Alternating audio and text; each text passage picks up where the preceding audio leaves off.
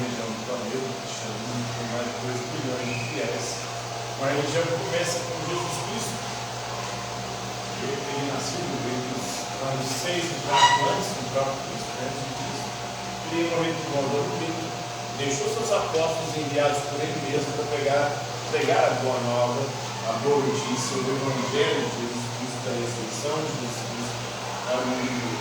São Paulo depois virá, ou se tornará, ele seria um motivo para quem Jesus apareceu posteriormente, no ano do cavalo. Ele era um perseguidor de cristãos, assassino de cristãos, ele se converte e passa a propagar o cristianismo para os pagãos. Pedro, que era o líder dos apóstolos, estava restringindo o cristianismo ali a uma seita judaica. Com Paulo, o cristianismo se expande e ganha o mundo, especialmente em Roma, que era a sede do Império Romano, e dali se espalha pelo resto do mundo, como pelo mundo conhecido daquela época. E ao longo do período, ao longo da história do cristianismo, vários pensadores teólogos cristãos foram desenvolvendo as suas ideias, suas teorias sobre as suas interpretações da Bíblia, da Escritura Sagrada, ou da revelação, da tradição e daquilo que se discutia até então sobre a religião cristã. E aí nós temos como principais pensadores religiosos do cristianismo, daquilo que é chamado de patrística dos padres da igreja, Agostinho, ou Santo Agostinho, e Pelágio. E os dois são inimigos do campo teórico, ou do campo da teologia. E Pelágio foi condenado ao longo da história, especialmente pela Igreja Católica, que adotou as ideias de Santo Agostinho e rejeitou Pelágio como um herético. Herético vem de heresia, heresia significa escolha errada, uma escolha doutrinal que é equivocada segundo a interpretação da igreja oficial, ou da igreja católica na época, com Santo Agostinho. Então, o Pelágio ele vai discordar de Agostinho em vários pontos doutrinários. Primeiro, a questão do pecado original. Santo Agostinho acreditava que após o pecado de Adão e Eva transmitiram esse pecado original para os seus filhos. E por isso todos nós nascemos pecadores, com a mancha do pecado original dos nossos pais que vem lá de Adão e Eva, porque a gente é descendente deles. Nós já nascemos com a mancha do pecado original. Essa mancha do pecado original nos torna pecadores, nos torna tendentes ao pecado, colocou em nós a concupiscência, que é uma orientação para o pecado. Pelágio vai discordar disso. Vai dizer que o pecado original aconteceu lá, mas não é transmitido. Cada um de nós nasce sem mancha alguma. E aí nós nos tornaremos pecadores a partir das nossas escolhas, não através de algo herdado das gerações anteriores. Então, nesse ponto, ele discorda. E ele vai discordar também do batismo aqui nesse aspecto. Para Santo Agostinho, uma pessoa só seria salva se ela fosse batizada. Porque no batizado, com a água do batismo, que você lava a mancha do pecado original, dos pecados pregressos. Então só assim você poderia ir para o céu. Quem não é batizado não vai para o céu, segundo Santo Agostinho.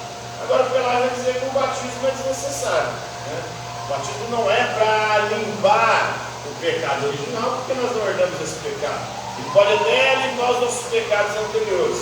Mas o batismo é muito mais um ritual de iniciação, de entrada do cristão dentro do cristianismo. Ele vai discordar nesse aspecto e vai discordar também da graça divina. Para ele, não é a graça divina quem nos salva, mas são as nossas escolhas. A responsabilidade da salvação é nossa e não graça de Deus. Porque se fosse assim, nós estaríamos com um problema. Porque Deus concede sua graça só a alguns e não para todo mundo. Só alguns são salvos, nem todos. Então, nesse aspecto, eu discordo também de Santo Agostinho. Santo Agostinho defende uma espécie de predestinação, que nós já nascemos predestinados aí para o céu ou para o inferno, de acordo com a graça de Deus. A graça de Deus que alcança aqueles que Ele escolheu. Para Pelágio, não, Deus escolheu ninguém previamente.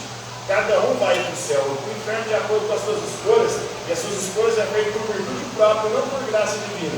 Já Santo Agostinho falava que ninguém faz o bem por bondade, mas por graça de Deus.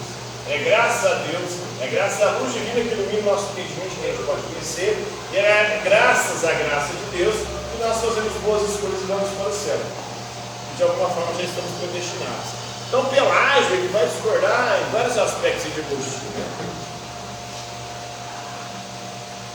Você não sossega, você não consegue ficar parado, não?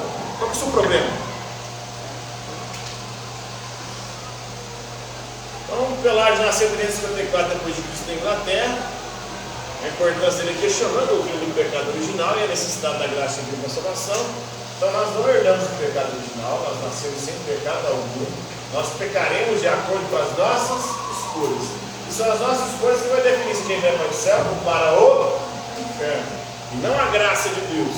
Portanto, não tem necessidade da graça. A graça de Deus é quando você escolhe fazer o que é certo. Aí você está escolhendo a graça. A graça de Deus não vai te alcançar se você não escolher ela. Então, ela não vai te ajudar se não for a sua opção. Você que tem que escolher a graça de Deus ou a desgraça. Você que escolhe a graça ou a desgraça. Segundo Pelágio. Ele faleceu em data que foi registrada após 418 depois de Cristo, possivelmente na Palestina, e foi silenciado. A igreja cortou todas as formas aí, condenaram os ensinamentos de Pelágio. Os ensinamentos de Pelágio não são mais amplamente conhecidos no círculo do cristianismo. Essas ideias fazem muito mais sentido em vários aspectos do que as ideias de Santo Agostinho. O conceito de pecado original é tema central do pensamento cristão ortodoxo. Doxo vem do grego doxa, que quer dizer opinião, e orto reta, ou seja, a reta opinião com a reta doutrina, a verdadeira doutrina sobre a Bíblia, sobre a vontade de Deus, sobre a graça de Deus. Para Pelágio, essas não eram simples especulações abstratas, mas ele foi direto ao ponto, dizendo que podemos, como cristãos, viver uma vida moralmente digna. Como que a gente pode viver uma vida moralmente digna? Fazendo escolhas corretas, de acordo com o bem, de acordo com os mandamentos, de acordo com a vontade de Deus. Pelágio não conseguia aceitar aí o fato de que a graça era necessária para se fazer a vontade de Deus. Não é a graça que vai te levar a fazer a vontade de Deus, são as suas escolhas que vai fazer você fazer a vontade de Deus, e quando você escolhe a graça de Deus. Por sua vez, Pelágio insistia que os humanos têm a habilidade de escolher entre o bem e o mal. Quem escolhe entre o bem e o mal somos nós. Não é Deus que nos ilumina, nos inspira e nos leva a escolher o bem ou o mal. É a gente que escolhe.